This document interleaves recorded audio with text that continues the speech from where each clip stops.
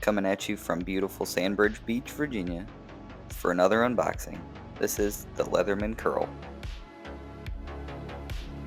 I'm hoping this will have the tool set that I'm looking for, as it has the pliers like all Leathermans usually do, a clip accessible from the outside,